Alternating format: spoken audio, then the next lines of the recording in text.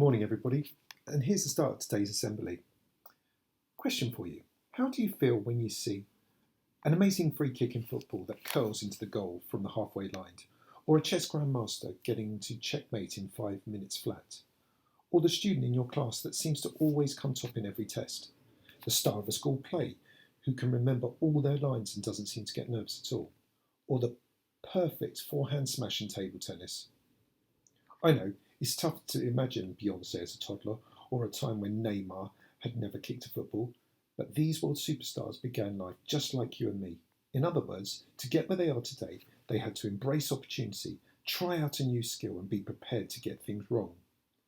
Understanding exactly how people become awesome at stuff is crucial to building that growth mindset. So nobody hits the perfect note on the first attempt at singing or finds that they can effortlessly dribble a football straight away. It's a question of learning from experience and recognising that any learning experience involves making plenty of mistakes. When we witness someone performing at a high level, it doesn't make for very good viewing if the pianist we paid to see can't remember the notes, or a racing driver repeatedly stalls the car. As a result, when it comes to success, we don't often see the whole story. From the hours that have gone into that amazing performance, to the times they have landed face first or hit the wrong notes. When we see someone else's physics exam success, or great piano performance, or a spectacular win on the tennis courts, it's all too easy to fall back into our old ideas of the talent trap. That is, the belief that the person you're watching has been born that way. And hey presto, the fixed mindset is back.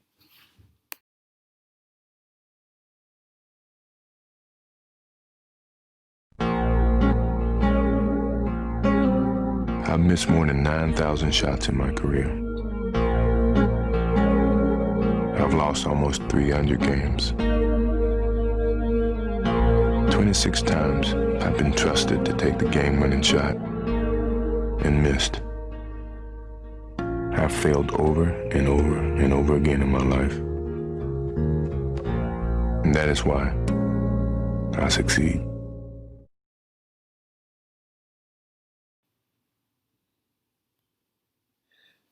So Mozart, he was recognised being a child prodigy, composing pieces of violin and piano by the age of 6 and producing many works before his 10th birthday. Quite simply, Mozart was born a musical genius. Or was he?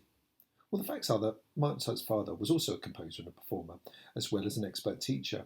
What's more, he was a dedicated dad who put his son through intensive musical training from the age of 3. By the time Mozart was 6, he'd put in about 3,500 hours of practice. Mozart was a child prodigy who composed music when he was super young, but only because he had done a whole heap of practice under the watchful eye of his dad. How many 6-year-olds do you know who have done all that practice?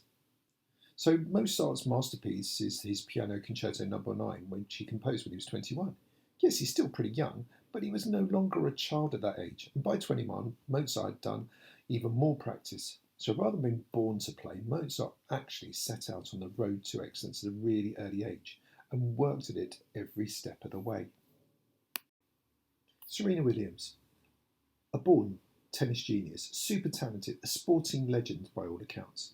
But the facts are, Serena started playing tennis with her dad when she was just 3 years old. She played for 2 hours every single day. Seriously, just imagine how good you might be if you played tennis for 2 hours every single day since you were 3. That's not to say that playing so much tennis at such a young age is a good idea, but it is to say that so-called child prodigies are not just born with all that skill, they have to work at it.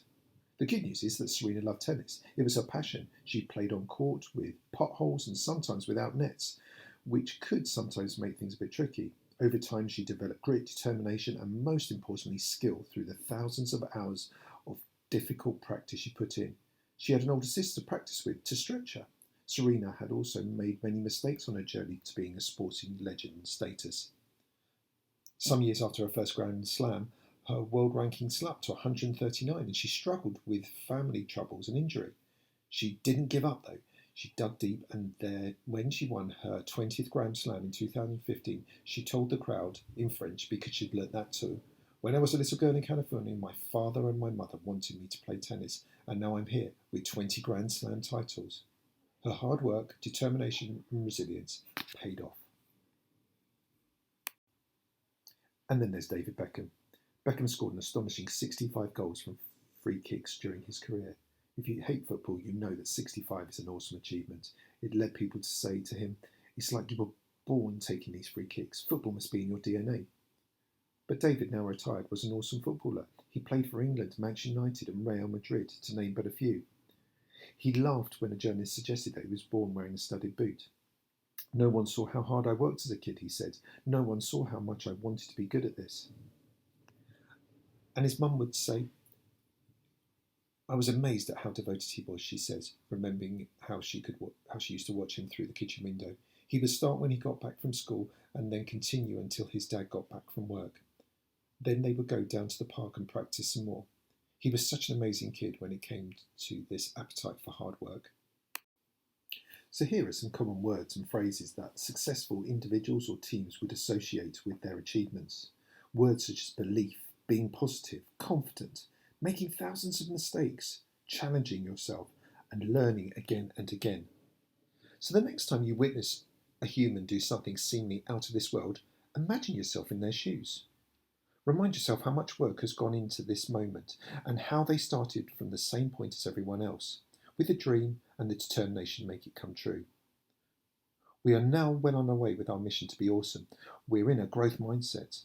Our neural connections are growing faster than Justin Bieber's fan club, and we know the best way to practice.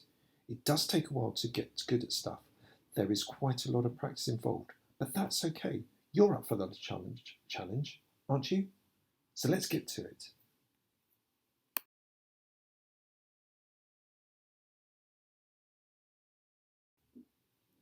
So I hope you can see from today's assembly that talent is something not necessarily you're born with, but it's something you can work at and you can become talented by putting in the hours, by having the dedication, and by giving it your very best and learning from the mistakes you make.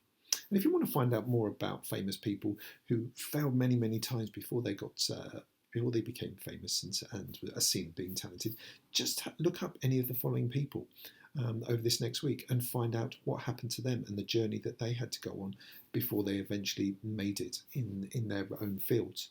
Have a go and see if they inspire you to start your journey and think about what you could do right now, starting today. I hope you have a really good week, and as I say, I shall speak to you hopefully next week in my next assembly. Take care now. Bye-bye.